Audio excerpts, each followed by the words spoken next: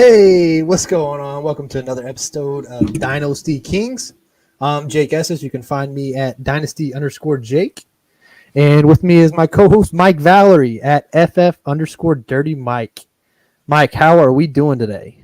Hey, we're doing well. I woke up today. Football's about to start pretty soon. Dude, I know. We got some college football this weekend. Had a lot of exciting things. Unfortunately, a couple injuries, but actually, you want to speak to that? Our Devy guy. So for anybody who's listening who doesn't know what Devy is a form of fantasy football that tracks college football. So you're playing football with college guys. Is it even high school? They can get into high school if you want to go that deep, yeah. Okay. Well, Devy stands for development. So you're kind of looking for those players. Oh, I didn't know that. Great. That's good good info right there. Do you want to talk to at least Ibrahim? That was a big thing. Yeah, if you were a Minnesota fan, Mohamed Ibrahim was having one hell of a night against Ohio State. I'm really giving them a run for their money, but it looks like he has a season-ending injury. He is also a senior, so as far as draft capital goes, that's very interesting to me. Probably be a day 3 pick, honestly. I thought he was a day 3 pick before, but he was looking really hot against Ohio State. So, oh, you thought he was a day 3 pick? Yeah, I did. Really? Okay. Well, I don't know enough about him. I saw the game. He had like 30 carries, looked really good. Then he got hurt, and the team wasn't great. But that's okay. Anyways, Mike, do we have any big news from the NFL week? Not a lot of big stuff, but my favorite, Le'Veon Bell, just signed with the Ravens as a depth pick. Depth pick. Okay. Does that mean anything to you from a fantasy football perspective? No, not at all. There's a reason why he went unsigned this whole offseason. I'm not scared off of any options that are out there. So, what about you? No, I'm not interested in any Le'Veon Bell. Le'Veon Bell is hold on, we're having some technical difficulties over here. Give me 2 seconds to clean this up. There it is. We got it. No, we don't. That's the wrong thing. We need background. Here, hold on. I got it. That's my fault. Okay. Couple rookies over here. All right, we got it all figured out now. Yeah, not interested in any Le'Veon Bell. I don't care if he's in a great run offense or not. Just not interested. Actually, didn't he get signed to the practice squad initially with the intent to be signed to the original roster? I'm pretty sure that's what happened. Yeah, I think just want to make sure that he's like up to speed with his physical and stuff like that. I'm sure that's part of his contract. Sure. So does that do anything for Gus Edwards or Tyson Williams' value, in your opinion? Is Le'Veon affecting that? But we also really didn't get to see much of Tyson Williams during preseason. So I don't really know what that guy's about, and I don't know what Le'Veon Bell's got left in the tank. So I think Le'Veon Bell could take some passing down work, but like that would probably be about it. Yeah, I think it's still Gus Edwards and Tyson. I actually went and watched a little bit of film on him. He played at like 3 different schools, BYU, and then I think it was South Carolina before that and somewhere else. So, I mean, if you're a running back in South Carolina, you're probably pretty decent. That's a big school. Right. And he did look good in the preseason. He was breaking a lot of tackles. He looked physical. He had some good cuts. But again, you know, the player to own in that backfield is definitely Gus Edwards, and I know Mike agrees with that statement. Anything else? Oh, well, Justice Hill. Yeah, while we're talking about the Ravens backfield, Justice Hill, he just went down with an Achilles injury, so he is going to be out for the season, which makes Tyson Williams the number 2, which was already anticipated in the first place. So Justice Hill not really affecting anything. If he's on your dynasty rosters, he's good to drop. Redraft definitely good to drop. Justice Hill is just not a player I'm owning anywhere. All right, Mike. So the whole point of this episode, we want to jump into week 1 rankings. Now, we're not a ranking show. However, we are going to discuss rankings just to get things kick-started. And, you know, especially after a long offseason, lots of trades, a lot of free agent signings, a lot of new rookies. So with the change of the NFL landscape, what are we expecting? So you want to go through your rankings first? Yeah, well, we'll just talk about the first 4 weeks of the NFL season starts to answer all these ambiguous questions about how the year is about to go. So by like week 4, we have a really good idea about how these teams are going to play the rest of the year. And I think there's another change around like week 8 and the bye weeks too, but the weeks 1 through 4 is absolutely the hardest to predict. So Agreed. And also, it's a great time to buy low and sell high. That is one Right. of my favorite things about the first 4 weeks, especially with veteran players, like not guys that are in their 30s, but every year there's always somebody who starts off a little slow. It's actually Derrick Henry is one of those guys. Typically, I think last year he had a pretty quick start, but usually he's off to a slow start. And if you have somebody who's impatient, maybe doesn't know fantasy football as well as you and I, that's a guy you want to grab. But Hey, well- go ahead. we'll talk about him later. Yeah, we got plenty to say about Derrick Henry. Right. So you So want to we're go gonna ahead start with off- your top 10 or quarterbacks? You want to just go through, slowly list each one, and then we'll discuss anything that we see wrong with it? Right. So for everybody listening, we're going to start off with our QB rankings. We're going to do the top 24. And then for running back, we're going to go to top 30. Wide receivers, we're going to go to top 40. And then tight ends, just the top 12. So we're going over QB 1 and 2, running back 1, 2, and 3, wide receiver 1, 2, and 3, and then tight ends, tight end ones. That's it. So, yeah, let's dive in. All right. So QB rankings for myself. I have my QB1 for week 1 is going to be Kyler Murray from the Arizona Cardinals. He is playing the Tennessee Titans, your Titans.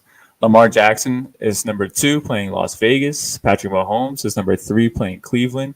Josh Allen playing Pittsburgh. Aaron Rodgers playing New Orleans Saints. Tom Brady playing Dallas is number 6. Jalen Hurts is number 7, playing Atlanta. Ryan Tannehill is number 8, playing Arizona. Dak Prescott playing against Tampa Bay Thursday night, coming up here in 2 days. And then Matthew Stafford is QB 10 for me, playing against Chicago. How about yourself? All right, 1 through 10. I've got Patty Mahomes as number 1. He's playing Cleveland. I got Lamar Jackson as number 2. He's playing Las Vegas Monday night. Kyler Murray at 3. Josh Allen at number 4. I've got a Jalen Hurts at number 5. That's I don't know if that's consensus, but that's okay. Number 6, we've got Aaron Rodgers. Number 7, Tom Brady. 8, Russell Wilson. 9, Dak Prescott. And number 10, my guy Ryan Tannehill.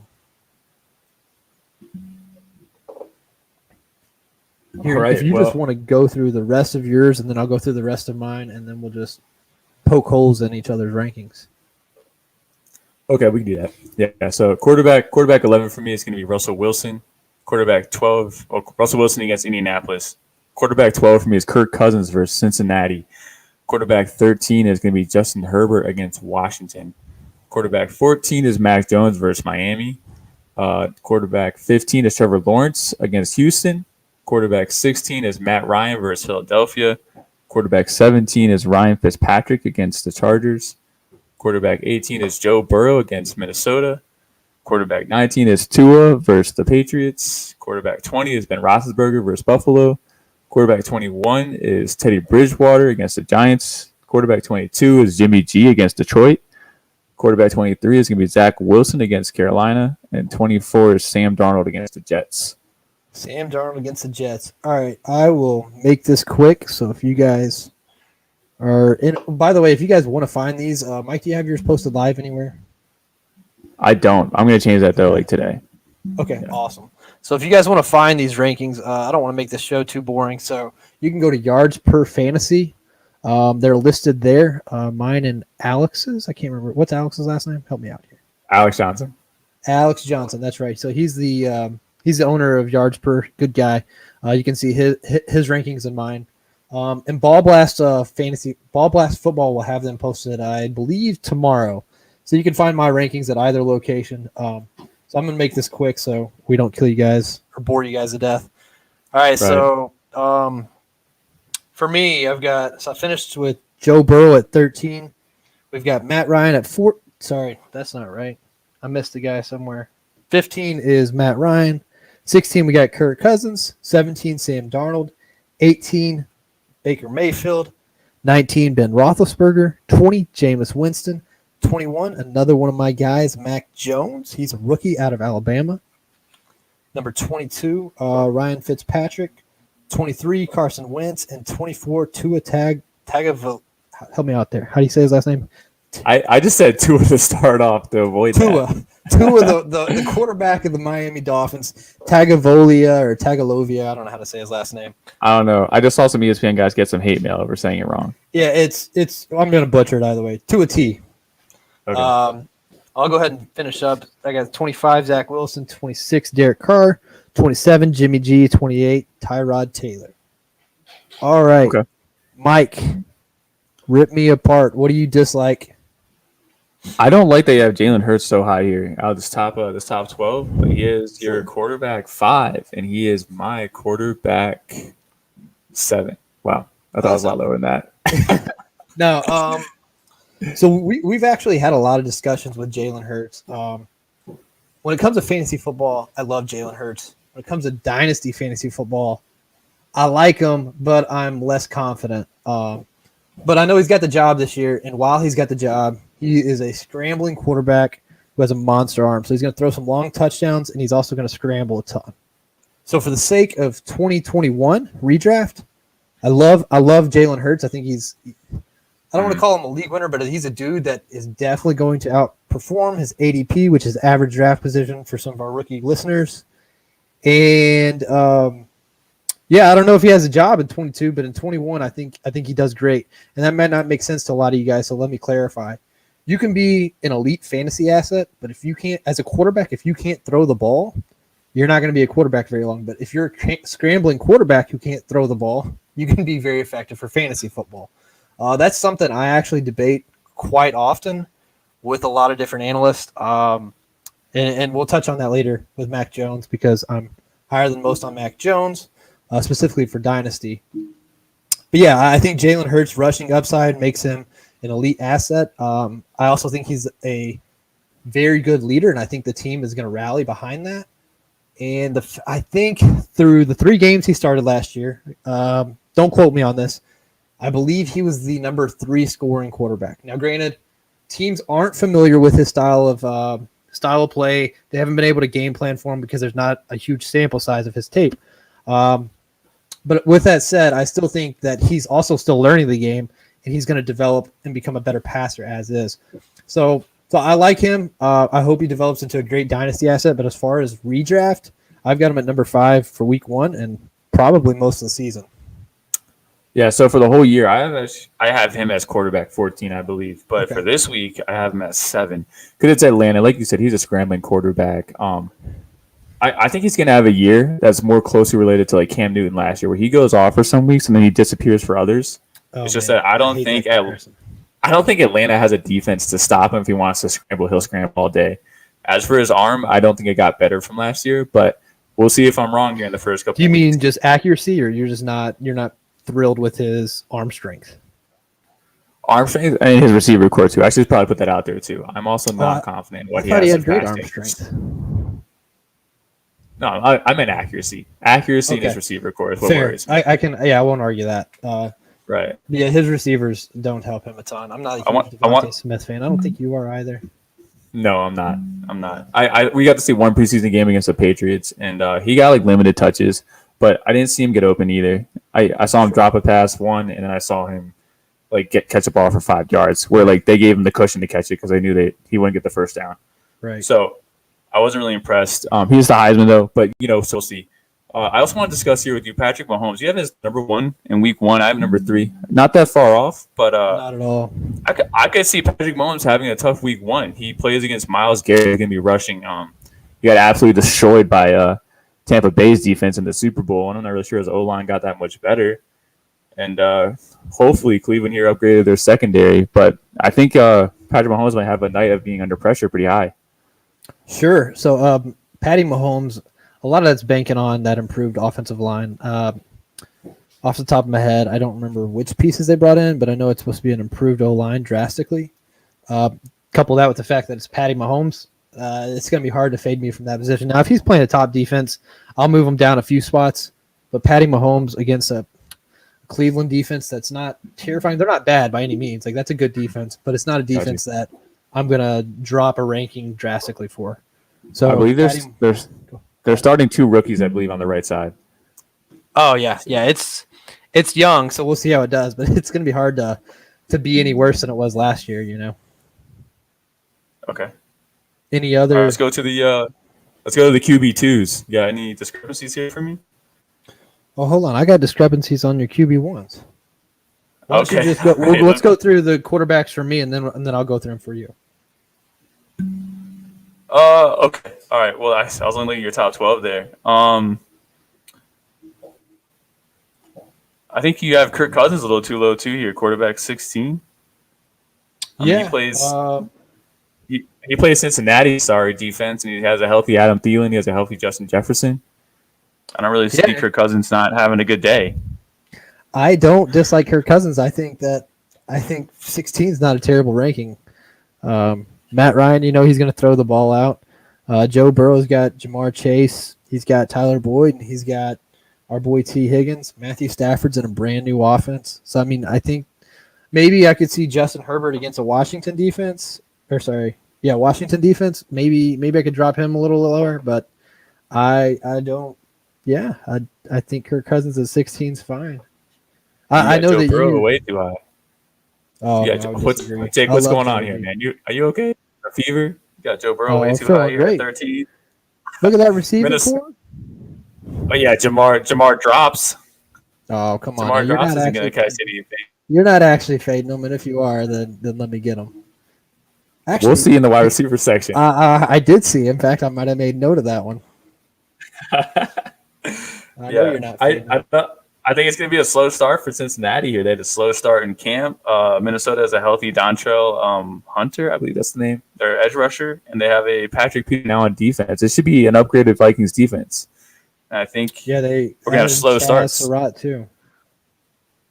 Yeah, and then I know the secondary's got a few more pieces on there too. So I think I'm predicting here that Cincinnati has a slow start, like slow week one. Sure, I won't argue against that. These rankings are based off of some of what we saw last year, some of these changes we've seen during the offseason, so nothing's solidified. And what are you doing with Baker Mayfield at 18 and Fitzpatrick at 22? Fitzpatrick at 22? Fitzpatrick is one of the most streaky quarterbacks in the league. What are you talking about? The streak starts week one. That offense is so good, that defense is so good that they're going to go, All right, you got us a lead. Hey, Antonio Gibson, do what you do. So here, go run the ball. No, they're still going to pass, but guess what? They have Diami Brown. We'll get to the wide receiver stuff later, but Antonio Gibson, and they're going to be playing with the lead. Ryan Fitzpatrick is not the most accurate quarterback in the league, and if you think that they're going to have the lead and consistently be like, all right, Ryan, throw the ball, air that thing out, that is not accurate. Not to say they're not going to throw the ball because they're going to, but they're not going to throw the ball. Yeah, okay. But he might love throwing the ball, but he's got a coach that's going to say, okay, we're up by 14 points. Let's go run the ball and make sure we run this clock out. But I do like Ryan Fitz. I just don't think he deserves to be ranked higher right now. I think he has one of the top wide receiver duos in the league that needs to be talked about more. And like you said, he's got the run game. That offense is good now. That's a complete team. I like the offense. Don't get me wrong. I do like that offense. And I know they have one of the Bosa brothers on defense, but besides that, I'm not really scared. They traded away Desmond King last year, who did nothing for your Titans. No, he didn't. You know that. So, and my problem with Jameis Winston now is that you have him at quarterback 20. Now, I like Winston, but the only person he's throwing to is Marquez Callaway. And who's going to line up against Marquez Callaway all game? I'm not exactly concerned with that. And then that might sound ridiculous, but last time he played a full season, now granted, it was for the Tampa Bay Buccaneers. He was the number 3 quarterback. Last full season, number 3 quarterback. I don't think dropping him to 20 is anything out of the ordinary. I think that's totally feasible for him to be the 20th ranked player. But we have already. Go ahead. Oh, okay. Closing thoughts here. I think it's the Alvin Kamara show week one. Green Bay does not have a good rushing defense. Jair Alexander will probably shadow Marquez Callaway.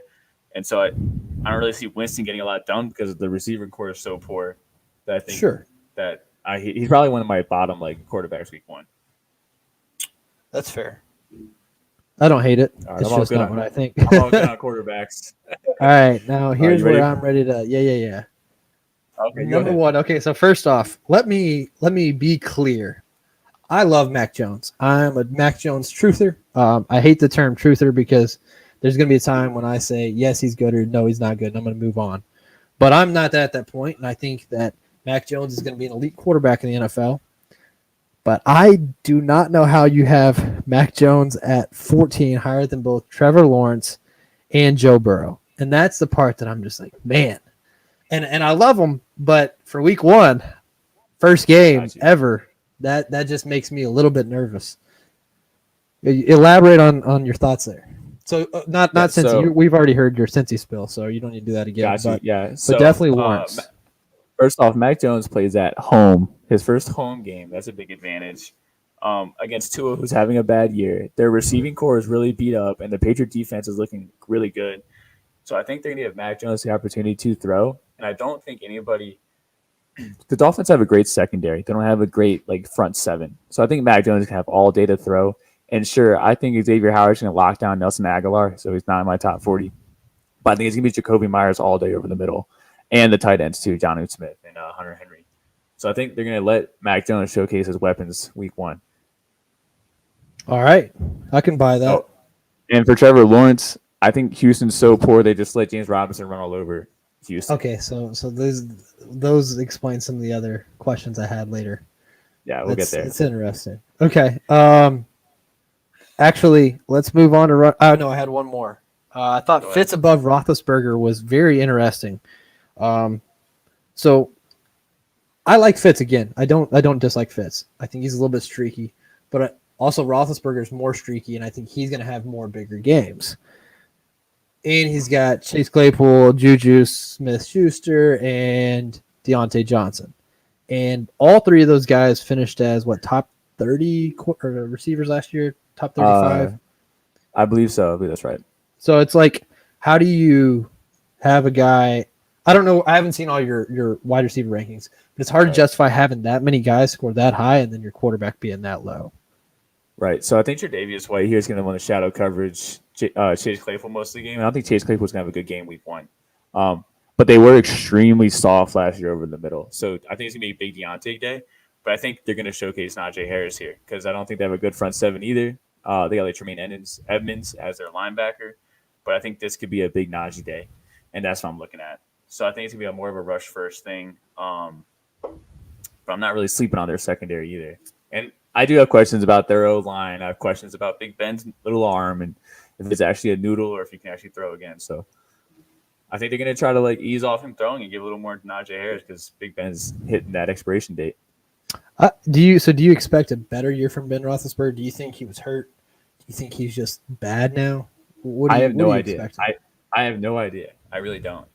The decline was so sharp. He was okay. So I don't want to say he was having an elite season. He was having a really good season. I think they started 7-0, 8-0, and when your team 11-0, I think something really good.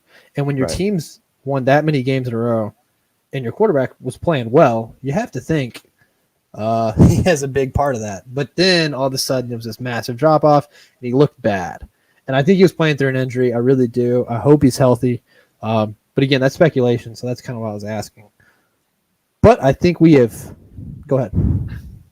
I think they had a really easy schedule. I don't know if you remember that. They had a cake schedule. Yeah. It was a cakewalk, and it wasn't really – yeah, that's it.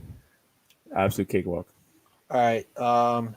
Your turn to hammer me on the running back rankings. Let's switch this little banner over from QB rankings. Oh, yeah. Okay. So running back for – you want to read yours or you want me to read mine first this time? We've already – we haven't been through them, have we? No, we have not. All right. I'll go through mine. You hammer me. You go through yours. I'll hammer you. We're going up to we're going up to top 30. Top 30. Okay. All right. Number 1, CMC. You all know him. We all love him. Number 2, Dalvin Cook. 3, Alvin Kamara. Number 4, Derrick Henry. Number 5, Aaron Jones. 6, Jonathan Taylor. I don't want to confuse you. 7, Nick Chubb. 8, Ezekiel Elliott. Number 9, Joe Mixon. 10, Najee Harris. 11, Austin Eckler. 12, Antonio Gibson. 13, Saquon Barkley. 14, CEH, Clyde Edwards-Helaire. 15, DeAndre Swift. 16, James Robinson. 17, David Montgomery. 18, Chris Carson. 19, Miles Sanders. 20, Josh Jacobs. 21, Gus Edwards. 22, Raheem Mostert. 23, Myles Gaskin. 24, Mike Davis. 25, Damian Harris. 26, Darrell Henderson. 27, Kareem Hunt. 28, Ronald Jones. 29, Melvin Gordon. And 30, Chase Edmonds. What do you like and what not? Don't even worry about what you like. What do you dislike? Should I read off mine first? We can do it that way. That's fine. Okay, let me just read off mine first. I'll go through. Okay. So our top three are the same. It's CMC, Dalvin Cook, and Alvin Kamara. At 4, I got Jonathan Taylor. 5, Aaron Jones. 6, Ezekiel Elliott. 7, Nick Chubb. 8, I have James Robinson. We'll talk about that. 9, I have Najee Harris. 10, I have Derrick Henry. We'll talk about that one too. 11, Antonio Gibson. 12, Austin Eckler. 13, Myles Gaskin. We'll definitely talk about that one. 14, DeAndre Swift. 15, Clyde Edwards-Helaire. 16, Joe Mixon. 17, Miles Sanders. 18, David Montgomery. 19, Chris Carson. 20, Raheem Mostert. 21, Darrell Henderson. 22, Josh Jacobs. 23, Mike Davis. 24, I have Saquon Barkley. We'll talk about that. And I'm just going to stop there. Sure. Okay. All right. I'll go first. All right, sounds good. Yeah, my biggest issues were some of the guys that you paused on because you knew they were the biggest issues for me. Yeah. James Robinson and Najee Harris over Derrick Henry. Yeah. So we're going to start with Derrick Henry then, right? That's what we're talking about here. Yeah. Well, I mean, I just need an explanation for that whole thing. Now I'm going to counter this. So you go ahead.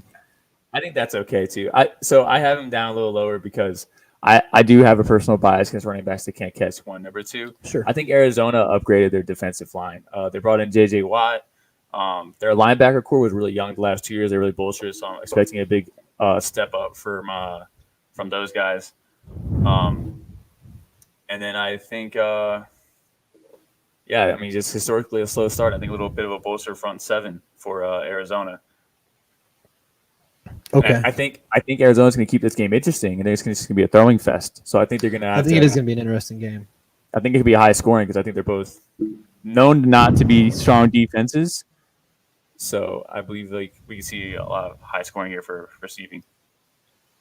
Sure. So a few interesting stats that I would like to bring up. So Go ahead. Derrick Henry ran against the most stacked boxes in the league. I think that's pretty well known. So, right. Okay, so what happens when you bring in Julio Jones? Are you still putting 8 men in that box?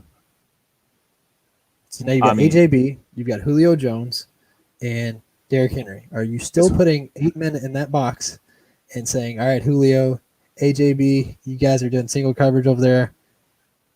I think they do. I think they know Julio's a little bit older. Corey Davis had a great year last year. So, yeah, Corey did have a good year, but I think that was a byproduct of Derrick Henry and not that I don't hate Corey Davis, but you can't make the comparison that Corey Davis is on Julio's level because he's not. And I think they're production-wise, I think they'll have a similar numbers. But yeah. But as far as skill and right. who the better player is, yeah. Absolutely. So Derrick Henry, I think he had 1,200 yards after contact last year. So you're talking about an improved defensive line. I don't think that matters because I don't expect as many 8 men in the box. And with that, if there's less guys in the box for Derrick Henry to run by, you should expect an increased efficiency. What's also not mentioned, now I love having this argument or discussion, it's not an argument, because I have done it so many times on Twitter where people are talking about Derrick Henry is not going to be a thing this year. And it doesn't make a lot of sense for multiple reasons. One, our defense is likely improved. It's hard to be any worse than we were last year. We have 6 new starters on defense. So that should indicate more leads, and that's going to indicate more running the ball. Now, I do believe with Julio in town, we're going to be throwing the ball more as well. So it's going to depend on game script. But also, Taylor Lewan was not playing at all last year. Got injured and was out for the whole year. Derrick Henry go ahead. What remind me? You guys had a first round pick for an O lineman. Yeah, Dylan Radins, second round though. What happened to the first round guy? He didn't play one snap last year. Oh, you're talking about last year. I don't even know. What is Isaiah Wilson? Gosh. Yeah. So while we're on that Anyway, tangent, go on. Isaiah Wilson got traded at the end of the year. So he's a first round draft pick in 2020. Got traded to the Dolphins at the end of the year for a 7th round draft pick. And everyone's like, "Oh wow, John Robinson's an idiot. John Robinson's the GM of the Titans." Everyone's like, "Oh, he's an idiot. He paid a first and traded for a 7th." And then 2 days later, after the Dolphins traded a 7th, he got cut. So I thought that was hilarious. But yeah, Isaiah Wilson was garbage. But again, that kind of like solidifies what I'm saying. Our offensive line is better. We have better receiver. Our defense should be improved. I can't say for a fact because we haven't seen them, but it's going to be hard to be as bad. So Derrick Henry is still the focal point of that offense. Derrick Henry was pulled from games because we were winning so many games we were ahead so many times last year. So and with the playoff run, it's just hard for me to downgrade Derrick Henry until I see that efficiency start fading. Now I get he's getting up there in age and eventually, he's going to fall off. I don't think it's now. He looked too good last year and I don't see any reason. There's no threat behind him to take the carries. If he's improved even a little bit in the passing game, that's going to be great for PPR. I don't expect that to happen. Yeah, I mean, it's not something I expect to happen. But I just don't think there's any reason to fade him. I really don't. If our offensive line got worse or our receiving core got worse and they were going to add more pressure, could focus more on Derrick Henry, I would say, yeah, for sure. That's my Derrick Henry tangent. I won't go on it for any longer. Love Derrick Henry. I think he's good this year. All right. That's good. What's next? Pulling up my notes. Might be Myles Robinson's Gaskin high. above DeAndre Swift and CEH. Oh, did you want to talk about James Robinson first? I have him at 8, and you have him at. Yeah, I mean we Fine. can. I was more disrespected that you had him above Derrick Henry. It's not that I hate Okay, James well- Robinson. I'm not a big dynasty fan, but for 2021, I think he's going to be okay. I think it'd be great. Don't disrespect him like that. Well, it's a new coaching staff there, so you have to. We can't He assume there's gets going to be used continuity. in week 1. He gets used in week 1. Sure, that's but you're really assuming it. continuity with a new coaching staff. You can't assume that continuity. Who's the number 2 running back for Jacksonville right now? I have no idea. I'm not saying he's not that. Exactly. Nobody does because they suck. So They're CEH. It's going to go Who's through. who's his number 2 running back? Darrell Williams. Right, and now is Darrell Williams playing? Yep, he is. He's healthy. Probably not much. Yeah, he is. How much do you think he's playing? He got plenty last year. He got like all Wait, of the hold on. 2-minute drills Carlos last. Hyde? You think that you don't think Carlos Hyde's going to still? Oh, you remember now. Not enough for me to care. Not enough for a 31. Well, same with for CEH. So your whole point of him being the guy, well, you have him ranked above CEH and Derrick Henry, who are also the guys. One was more CEH is also 5'7", 200 pounds. He's just a scat back in disguise. Height doesn't matter. Weight does. Well, how much you say he Size weighs? matters. I think he weighs 200, right? 210. Yeah, No, he weighs it's 210. 210's not great either for running backs. No, not a 5'7". And I don't love CEH. It's just I think CEH is better. Actually, what did James Robinson finish last year? RB7. Did he really? Yeah. I don't know why That's everyone's impressive. like having him as an RB2. I have a high end RB2, so I'm there with people, but like people have it as like a back end RB2. I don't know where I have him, but there ain't no way in hell I'm ranking him above Derrick Henry. And he plays Houston twice this year, and he plays Tennessee twice this year too. So Okay. pretty high on him. Titans have a great run defense. Terrible pass defense. Yes, they do. Go look it up. That's a fact. Well, I'll have to after this show. And also, Derrick Henry plays Jacksonville twice and Houston twice. See, I don't know how you have him ranked above. Well, we're not talking overall rankings. This is week Okay. one. All right. I'll talk about Myles Gaskin now. Let me talk about why I got Myles Gaskin so high. Sure. Here's my issue. What's the difference between Myles Gaskin and Austin Eckler? Austin Eckler's done it for longer. Yeah, that's true. So that means he's getting old. All right. So now I'm just playing. But I think they're like the same size player. They are basically the same size, same profile, same skill type. That I don't think they're much different. And I think Miami's got a really banged up wide receiver core currently. So I see Myles Gaskin getting a lot of volume. He looked great preseason. So this one's more of a solid floor tape option here that I don't think Myles Gaskin's going to like flop. I think it's going to be a really safe RB2. I just have him as a high end RB2 because they just got a few players new on defense, and I just kind of see everything go through Myles Gaskin in the passing game. Sure. I don't hate that. I thought it was interesting having him above Swift and CH. Swift, I know a lot of people are worried about the injuries. He's playing week 1, by the way. That's been stated. Right. But I mean, just a week and a half ago, Swift had 3 touchdowns in practice. Now, granted, it is practice, but it's like the dude's been healthy.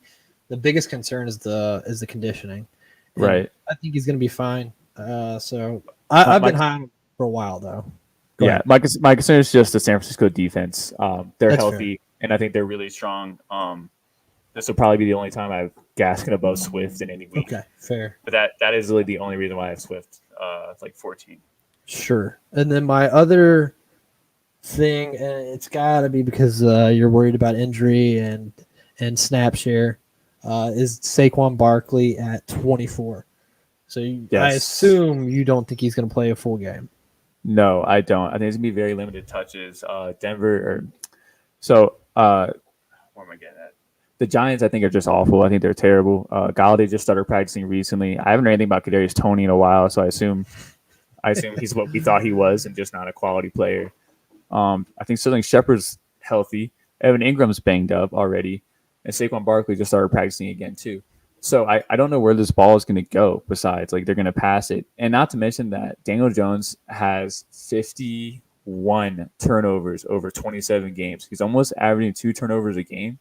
That I don't see how Denver's week 1 healthy defense is going to absolutely just eat them up, and they're going to have to throw a lot more. I don't hate that at all. It's an understandable take. I have him higher because it's Saquon, but Right, you got to. yeah, but I can understand that. All right, let's move quickly through. Oh wait, you gotta bash my running back rankings. Respectfully bash. Respectfully, Respectful bash, yeah. guys. All right, pulled them up. So obviously Derrick Henry, you didn't like that at 4. We already discussed that. You know why I had him there. Yeah, I don't really have much to debate here. We're kind of the same here on the back end, honestly. I noticed We're that as almost very well. identical. Other than the guys we just Oh, discussed, they seem pretty Here's pretty one. aligned. What's up? Joe Mixon. I have him at 16, and you have him at 9. Yeah. So I'm not worried about Chris Evans. I think Joe Mixon's involved in the pass game. I think he's the running back there to, what is it, Samaje Perine or LaMichael Perine? Samaje P. Ryan. Yeah, I'm not worried about those guys at all. Joe Mixon, for me, is a guy that I like as far as talent. Same with Miles Sanders. I like both of them. I think they're good running backs. But from a fantasy football perspective, they scare the hell out of me because they are always injured, it feels like.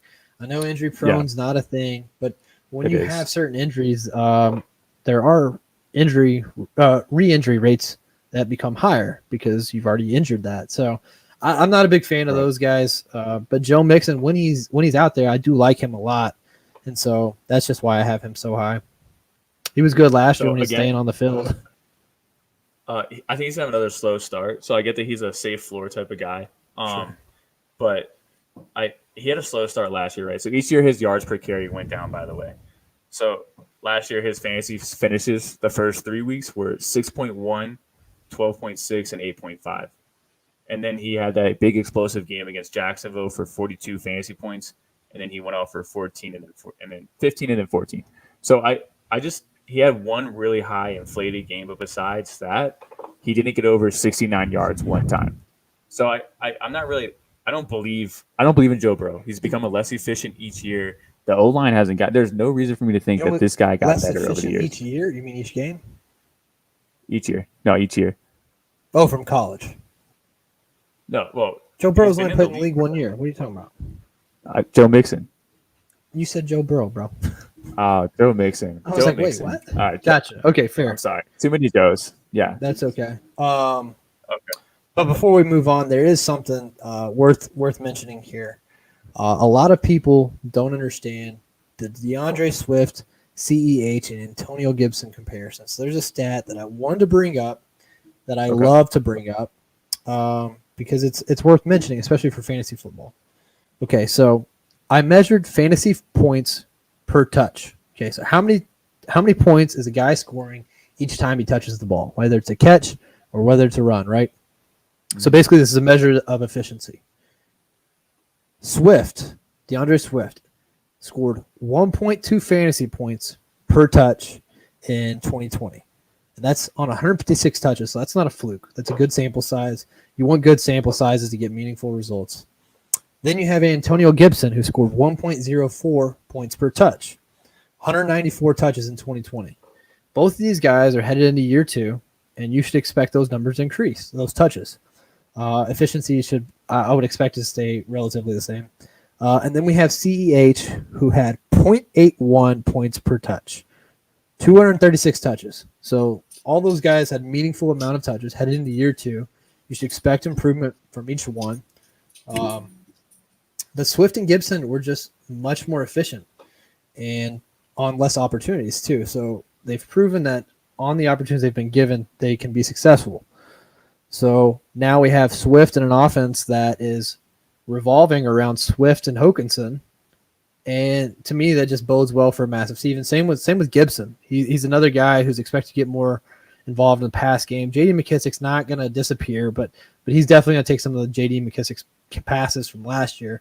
So both those guys I truly prefer over CEH. Maybe not in week 1, just because of conditioning for Swift and matchups. But those guys, as far as the year goes, it should be Swift, Gibson, or Gibson, Swift, and then CEH. CEH should be third. And that's pretty you're gonna irritate some people with it because they think he's so safe and that Andy Reid is gonna get CEH involved in the pass game, but CEH is just not as talented as the other two. So I don't want to continue on this build too much, but would you agree with what I just said? No, 100%. I mean, the guy's 5'7", 207. He's not getting goal line work. His money has to come from the passing game, which he kind of lost to Le'Veon Bell last year. So I'm 100% with you. All right. Well, that makes it easy then. No further discussion there. Wide receiver rankings. I will go through mine real quick.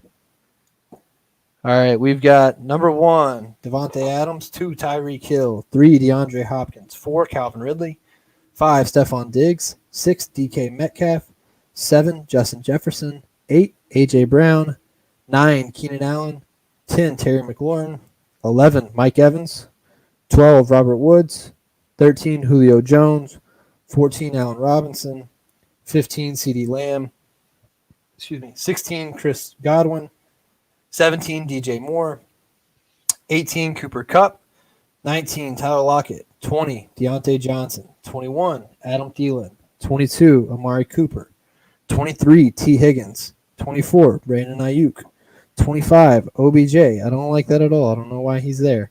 26, Robbie Anderson. Same with that. That is gross. I'll have to go back and correct these because I'm not okay with 25 and 26 being OBJ and Robbie Anderson. I'll let you know. I'll help you out. Oh, don't worry. I've already got it noted because I don't like that at all. 27, Chase Claypool. Actually, I think you have Claypool ranked higher than I do, and I was like, why does he have these guys above Claypool? No, the exact same. I got my 27. Okay. 28, Jerry Jeudy. 29, Jamar Chase. 30, Devontae Smith. 31, Tyler Boyd. 32, Juju. I'm going to go to 40, by the way. 33, Cortland Sutton. 34, Brandon Cooks. 35, Kenny Golladay. 36, Corey Davis. 37, Laviska Shenault. 38, Antonio Brown. 39, Debo Smith. And 40, Jarvis Landry. Okay. Let me go circle that. I'm not riding with that. All right. I'll read mine real quick, too. Go ahead. So our top – okay.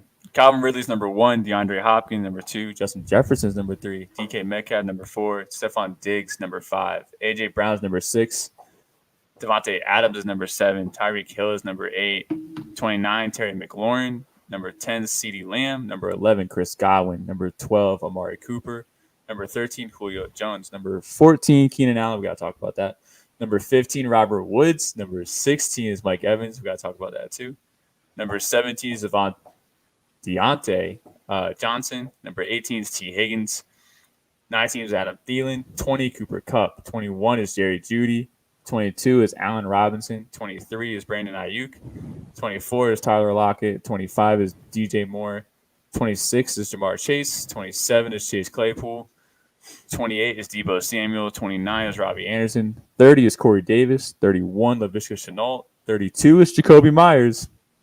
Mark that down. 33 is Kenny Golladay. 34 is Juju Smith-Schuster. 35 is Odell Beckham. 36, Tyler Boyd. 37, Cortland Sutton. 38, Curtis Samuel.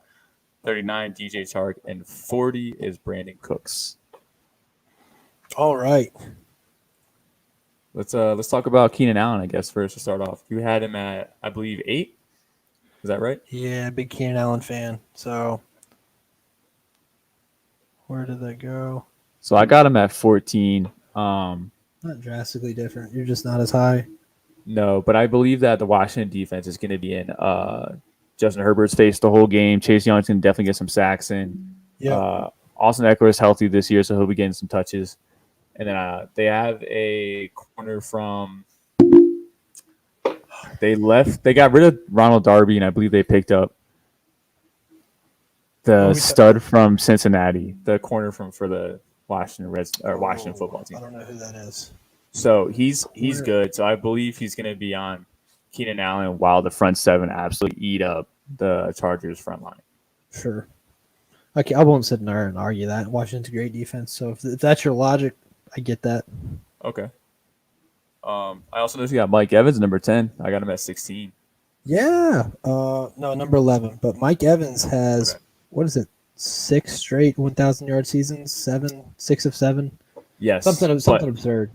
Yeah, but his target share last year was 18%, so he's seeing less volume. So, now that Chris Godwin and Antonio Brown are healthy, I think Mike Evans is the number 3 guy, but he is the biggest red zone threat. So the question is whether he gets that touchdown or not. The fact, consistent, and all those guys are alleviating pressure for each other, and you know that offense is going to air it out. I don't think any of us know what the hell's going on with that backfield, whether it's Fournette or Rojo. Right. So, yeah, I mean, that's just why I have him so high. I think they're going to continue to air it out. Mike Evans, consistent. I like Mike Evans, especially if he stays healthy. That's probably my biggest gripe on Mike Evans. Anything else maybe Julio might be a little – I guess it's funny. I could sit here and critique my stuff probably quicker than you. The Odell Beckham Jr. at 25 and Robbie Anderson at 26. I hate that. I don't know why they're there, but I'll have to adjust that. I would probably put Claypool above both those guys. Same with Jerry Jeudy. Go ahead. I like Calvin Ridley as a top receiver this week over these other guys against Philadelphia. Yeah. I really do. I actually have Calvin Ridley. I think as a top 3 receiver for the whole year. Calvin Ridley's good, but you were just telling us how much size matters. Calvin Ridley's tiny. Yeah, but he's a route runner. He gets separation. Mm-hmm. I don't care too much about size. I definitely prefer it if I have 2 guys that I believe are about the same caliber, but it doesn't matter much to me. Let me talk about Allen Robinson then. You have him at 14, and I have him at 22. Oh, yeah. So you just think because of Jalen Ramsey? Jalen Ramsey is a shutdown corner. He's in his prime. He's not getting old. And Andy Dalton's not a stud by any means. So I think this is more of those 2 factors for me. I mean, just going to be a quiet night for Allen Robinson. I would just counter that with I expect the Rams to have a lead most of the day, so a lot of passing. Andy Dalton's going to just blanket them. He's going to throw some jump balls and let him go out there and try and make plays. But again, Jalen Ramsey is a stud. It's just Allen Robinson's a guy that I'm not ever not going to start. There's not a cornerback in the league that I'm not starting Allen Robinson against. So he's one of those guys. I don't want to say he's matchup proof, but he's about on that list for me. Okay, interesting. Yeah. I'm also for number 12. I got Amari Cooper, and you have Amari Cooper at 22. 22. So are you concerned about Dak Prescott coming back healthy? Not particularly, actually. I think he looks pretty good. That's because I don't know how many top receivers Cowboys will have. I know they throw the ball a ton. I don't think 22 is a bad number. That's still a wide receiver too. I just have CeeDee Lamb higher. Yeah, well, I have CeeDee and Amari, I think, as back end ones. I think I have 11 and 12 together. I mean, they throw enough. Yeah, 10 and 11, 10 and 12. Yeah, I like Amari, though. So Amari Cooper last year was wide receiver 2 until Dak Prescott went down. Oh, he was wide receiver 2 overall? Yeah, for those first 5 weeks. That. Yeah, I'm an Amari Cooper fan, so I'm not going to sit there and debate that. I think that, on second, as I'm looking over this again, probably move him up. I'm not a huge Chris Godwin fan. I know a ton of people are, but that offense is just you can only be a fan of like one or one of the three, because otherwise, I mean, it's like picking and choosing. Yeah, you got to So, pick your guy, and you picked yeah. Mike Evans. I picked Chris Godwin out of that trio. That's And I'm fair. that way for the whole year too. Yeah, that is fair. Antonio Brown's going to make splashes. Gronk's still going to get some. Giovanni Bernard just got brought in to catch passes. Didn't something just happen to him? Was he hurt? Yes, he's hurt. It's a mid-ankle sprain, Okay. and nobody knows the timeline Right. or any details about it. Sure. So We are at 50 minutes, so I'm going to pop over to yours. yeah. Well, I'm gonna keep bringing some up though. We have a big difference in Jerry Judy. I have a 28. I got him at 21. So I have him as a back end too, and you have him as a. I mean, again, that goes to a situation where we don't know what the heck's going to happen. We've got Teddy Bridgewater throwing the ball. Javante's there. We don't know if Javante is going to be the focal point of that offense, especially as a rookie. That'd be pretty quick. But you know how high I am on Javante as far as skill. I think that's going to be his backfield eventually. And then also, is Cortland Sutton or Jerry Jeudy going to be the guy? So there's just so many question marks that I think Jerry Jeudy, Cortland Sutton, really that whole offense, it's going to be very difficult to assess and rank right now. Gotcha. So that's kind of why. It's not that I dislike Jerry Jeudy. I think I had Cortland higher. I guess my late bold prediction is no, we had Cortland pretty close as like a wide receiver 3. I guess my bold prediction is that Jerry Jeudy finishes the year as like a mid wide receiver 2. Sure. I just think he pairs well with Teddy Bridgewater, what he does, like a throw over the middle. And Jerry Jeudy can absolutely just create on his own in open space. And then top corner coverage is probably going to look at Cortland Sutton most of the time because they don't want to see him get too high over top. And the Giants do have a really good corner in Bradbury. And their number 2 guy, I think, is Adoree Jackson, who's dealing with a injury. So, and Logan Ryan's there too. But I don't think they can keep up with Jerry Jeudy. Jerry Jeudy is that talented to me. He just needs that. Yeah, his route running is insane. I can't wait to watch the progression year 2. By the way, I'm a stats guy. So I looked at the last 3 years. I looked at 3 data sets. So I looked at a rookie wide receivers year 1, and then compared it to his year 2 for the last 4 years. So that's 3 different data sets: 2018 to 19, 19 to 20, 17 to 18, whatever the hell it was. Anyways, on average, every single set improved in year 2, which is great. It's what to be expected. But it was like significant because it was every single one. And then if you take the average of those 3 data sets, wide receivers improved by 27.5 fantasy points in year 2. So again, like you're going to hear me talk about Chase Claypool over the course of however long you guys are hanging out. I love Chase Claypool.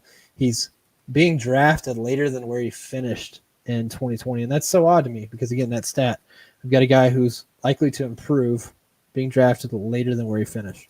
So I think some people are predicting touchdown regression. I don't like to do that, but yeah, I like Jerry Jeudy. That was the whole point of that. I think he's a good guy, route technician. Got you. So you don't have Jacoby Myers at all in your top 40. I don't. I think I like Nelson Aguilar more there. And that's really the only reason why. I'm just not huge on Jacoby. He hasn't done much that's impressed me yet. So until then, yeah, I'm just not a Jacoby guy. Hopefully he proves me wrong because I love Mac Jones, but I think Nelson Aguilar is the guy there. I like Jacoby a lot this year. So Jacoby last year was wide receiver 24 from week 7 on. That's when he got to the active roster. And that was wide receiver 24 without a single touchdown from Cam Newton. We all know Cam Newton didn't throw touchdowns. But Jacoby threw 2 touchdowns of his own because he was recruited for college to be a quarterback. So he's going to be using those trick plays the whole, at some point in time in the year. Matt Harmon, who does reception perception, great guy. Go check him out. He charted his routes, and Jacoby Myers beat his man coverage in the 80th percentile, which means he's going to be a stud in the future. That's like an indicator for his model that Jerry Jeudy will be a stud in the future. Oh, that's nice. I like that stat. Yeah, so if you look at like some projections too, ESPN has him just shy of 900 yards. Now I think Yahoo's smoking something because I looked at Yahoo's projections and they have him at 1,200 yards and 4 touchdowns. Yeah, so I don't believe that, but I think he can get close to 1,000 yards this season. It's reasonable. It's one of those situations. It's just one of those situations where we're trying to guess. It's the whole Broncos thing. We have a new quarterback, all these new receivers. Take a guess because we don't know what's going to happen. But that's all Yeah, reasonable. Jacoby Myers is a super safe floor guy to me. I mean, I'm like seeing him get like in my head. He's getting like 5 catches, 50 yards every game, and if he like pulled it out for the whole season, that's like 800 yards and like an obscene amount of catches. So Sure. I think he's just an absolute safe floor. I would feel great if he was my wide receiver 3 or 4 and just throw him in my slot. And yeah, I think Nelson Aguilar is going to get locked down on the corner with Xavier Howard, and it's just going to be Jacoby Myers Day all day. So I guess my biggest we've touched on most of the things that we disagreed upon. I think my biggest gripe on your rankings is seeing Jamar Chase above my boy Chase Claypool. And it's only one spot, but it feels disrespectful. Just because I'm still high on Jamar Chase. I'm not happy with what I've seen in the preseason. It's a red flag, but it's not like it's not time to sell the farm either. It's just let's wait it out and see what happens during a real football game. But again, Chase Claypool was great in year one. He's got a new offensive coordinator who's talking about moving him into the slot, so that's good for PPR. They're going to find ways to get him the ball. He's a playmaker. Again, he's expected to improve. We both have him ranked lower than ADP. That's just an error for me. Sorry. We both have him ranked lower than where he finished in 2020. And that's an error for me. I need to correct that. But, there's no way I can put Jamar Chase above him yet. I just want to see what Big Ben can do. But on the Jamar Chase side, I was actually, as soon as I said it, I was like, I need to lower this guy. This guy needs to go down my rankings. Sure. I think he's going to struggle year one. He wasn't a separator in college, and like that's okay. He plays physical. He's almost kind of like he was like the I don't know if I'm gonna get crap for this analogy, but like the LeBron James of like football in college, where he just out physically overpowered players the whole time, and that's how he succeeded. But he has the tools and talents and traits to become a separator. So I think year one will be a struggle. He's going to disappoint in redraft, but in dynasty, absolutely holding on to him. Like don't sell cheap. Definitely hold on to him. Agreed. Yeah, so I do think I should lower Jamar Chase. Let's go ahead. I got one for you. Deebo Samuel. You have him at 39. I think I have him at 29, 28. I think I'm one of the lower guys on Deebo. It's the quarterback situation, not knowing who's going to be starting. I think Trey Sermon's going to be working into the offense more. I don't like that Deebo can't stay healthy. Again, I know we're talking about week one, but yeah, so he's a guy that scares me. That's what it is. Yeah, I can't I don't so the stats you said earlier about like fantasy points per touch, opportunity or touch. Touch, yeah. I know if you looked up his is really high as well. Last year only played 7 games, like sure, but in those 7 games he still averaged over 11 points per game. Right. Another efficient guy, but I don't care how efficient you are if you can't stay on the field. So that's part of it. I mean, he's healthy right now. Probably should have him ranked higher for week one. That's something I wouldn't argue against. Jimmy G is back, so he's better than the quarterbacks they were working with last year. It's not Trey Lance's time yet, so I think Deebo is still a consistent wide receiver 2, wide receiver 3. I wouldn't be surprised if he finishes in wide receiver 2 territory either. It's just that he's playing Detroit, and I don't know how Jimmy G is going to play with Ayuk or with everyone healthy now at the same time. Right. You want to do tight ends? Call it a day? Yeah, just the top 12. Top 12, I'm good with it. Actually, yeah, perfect. Because one of the guys I want to talk about barely makes that cut for you. All right. Okay. For me, I've got number 1, Travis Kelce, 2, Darren Waller, 3, George Kittle, 4, Mark Andrews, 5, TJ Hockenson, 6, Kyle Pitts, 7, Dallas Goedert, 8, Jonnu Smith, 9, Noah Fant, and 10, Robert Tonyan, 11, Logan Thomas, and 12, Hunter Henry. Okay. So, yeah, Dallas Goedert higher than me? I don't know. You want to list yours out real quick? Oh, yeah, absolutely. Sorry. Travis Kelce's number 1 for me. George Kittle, tight end 2. Mark Andrews, tight end 3. Darren Waller is tight end 4. Kyle Pitts is tight end 5. TJ Hawkinson, tight end 6. Robert Tonyan is tight end 7. Mike Gesicki, tight end 8. Noah Fant is tight end 9. Dallas Goedert is tight end 10. Logan Thomas, tight end 11. And Jonnu Smith is tight end 12. So actually I have two, but you didn't even talk about one of these rankings, but it'll be quick. My first gripe would be Noah Fant above Jonnu.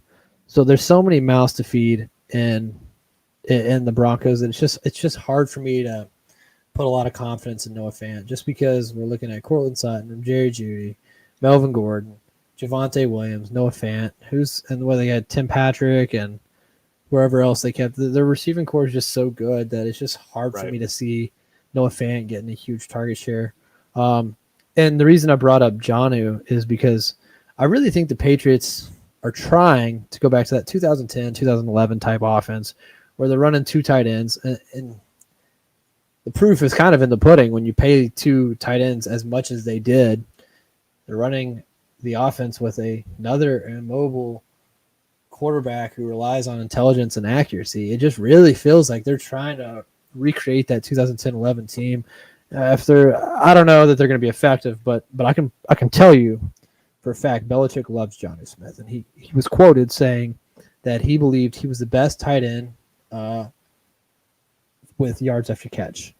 And he's going to get the guy involved. As long as Jonnu stays healthy, I think he has a hell of a year.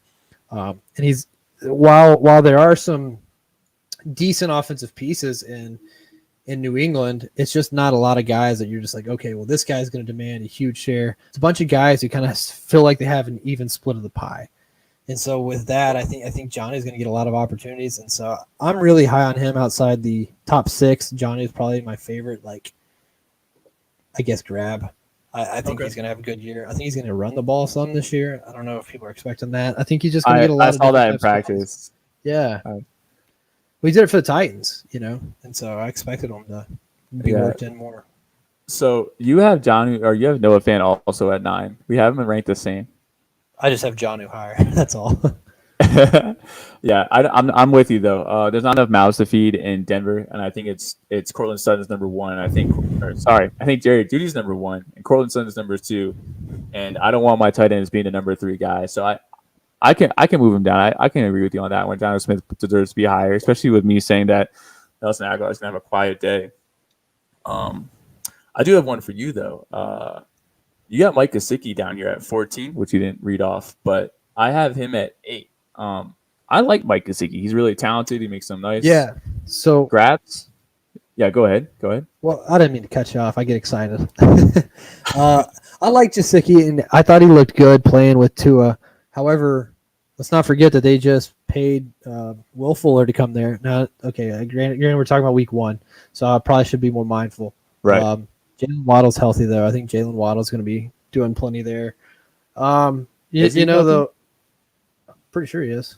Am I wrong? Let me look that one because I am not going to give you guys bad information. I know he was hurt there in camp for a bit. And that was why I had Gesicki kind of higher. I know Preston Williams is out, and I know Waddle's one of the 4 or 5 guys are hurt too. So I think it's just Waddle and Gesicki because Will Fuller's suspended. Yeah, you're right. And so I knew Fuller was healthy, but yeah, I can bring him up. And Devontae Parker, who I think is just kind of done. I don't think he vibes well with what Tua does as a quarterback. He doesn't like to throw into coverage, and Devontae Parker's always been a contested catch guy. So for me, Gesicki is the number 2 guy, at least for week 1. I have a hard time disagreeing with that, so I could probably alter those rankings. That's all. But I do have one thing I want to bring up for you. All right. I kind of messaged you about this earlier. So Mike and I play in one league together, and he has Blake Jarwin, and I have Dalton Schultz. It's kind of been like a stalemate. I've been trying to sell him to him, but I'm also not going to just hand him away for free. And you've been convinced Blake Jarwin's the guy. Your rankings reflect that. Absolutely.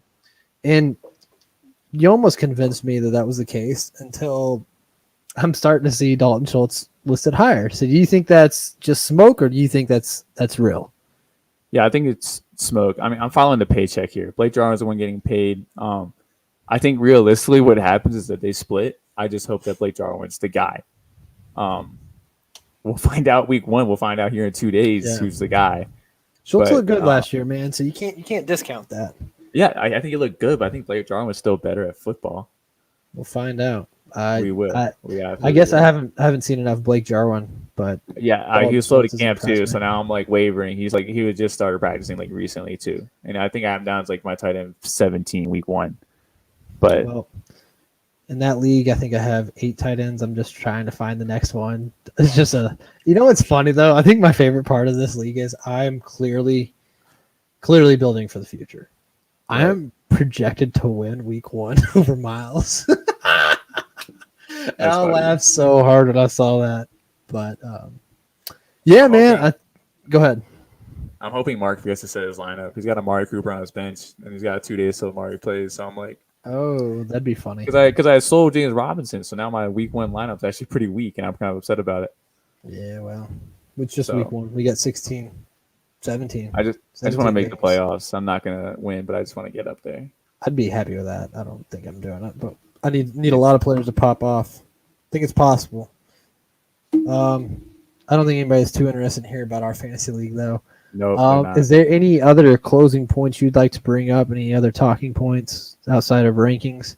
We've got 2 days. I know we're all getting excited as hell. Who do you have winning? Not Broncos. Do you have? I about said Denver after that. Do you have Tampa or Dallas winning? Tampa. I still don't trust that Dallas By defense. a I'm large gonna margin? look closely at but I really hope to see Micah Parsons make some plays out there, linebacker, Yeah. first round pick for them. Yeah, but I besides that, I'm looking to see if Dak looks just as good as he did last year, and I'm looking for an improved defense from Trayvon Diggs, their cornerback, and from Micah Parsons, the rookie linebacker, who I think I'm going to plant my flag here. It's going to be the defensive rookie of the year. Okay. That's So- interesting. I like it. Yeah, so I guess we'll just close with some good watch points for the game from a fantasy perspective. Let's see what happens between CeeDee Lamb and Amari Cooper. Who gets more targets, more productive? Dak again, is he healthy? Is Zeke, is he back to 2019 form? Because he did not look great last year.